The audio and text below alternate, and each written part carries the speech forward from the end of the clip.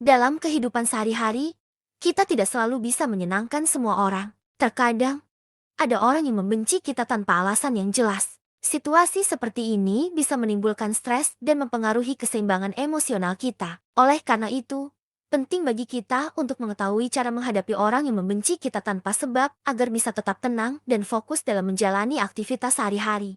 Menghadapi kebencian orang lain bukanlah tugas yang mudah, tetapi dengan pendekatan yang tepat, kita bisa mengelola perasaan kita dan mungkin juga mengubah pandangan orang tersebut.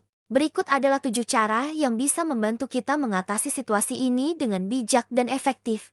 Pertama, tetap tenang. Menghadapi kebencian dengan emosi hanya akan memperburuk keadaan. Saat kita merasa tenang, kita bisa berpikir lebih jernih dan merespons dengan cara yang lebih bijaksana. Jangan biarkan perasaan negatif menguasai diri kita. Berlatih teknik pernapasan atau meditasi bisa sangat membantu dalam situasi ini. Selain itu, cobalah untuk tidak terlalu memikirkan hal-hal negatif yang dikatakan oleh orang tersebut.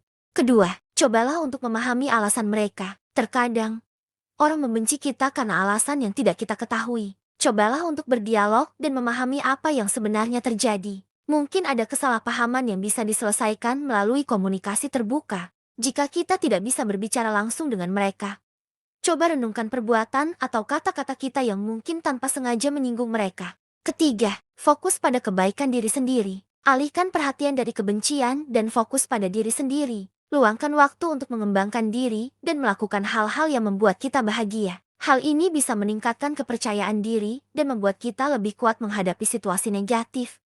Ingatlah bahwa kita tidak bisa mengendalikan tindakan orang lain, tetapi kita bisa mengendalikan respons kita terhadap situasi tersebut. Keempat, jangan membalas kebencian. Membalas kebencian dengan kebencian hanya akan menciptakan spiral negatif. Pilihlah untuk tetap sopan dan tidak terbawa emosi. Ini menunjukkan bahwa kita lebih dewasa dalam menghadapi konflik.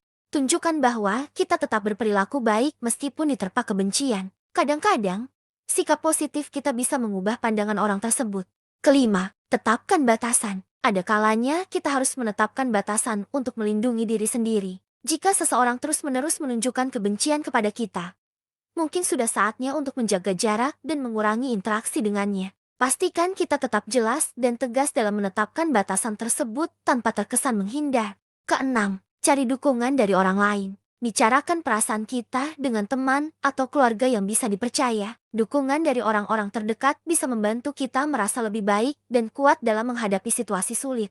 Mendapatkan perspektif dari orang lain juga bisa membantu kita melihat masalah dari sudut pandang yang berbeda dan mungkin menemukan solusi yang tepat.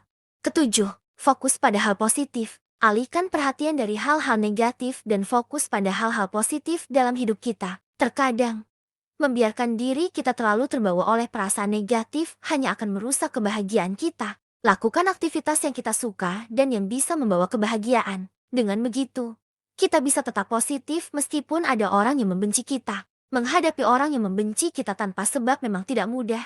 Namun dengan pendekatan yang tepat, kita bisa mengelola situasi tersebut dengan lebih bijak. Tetap tenang, mencoba memahami alasan mereka, dan fokus pada diri sendiri adalah langkah awal yang baik.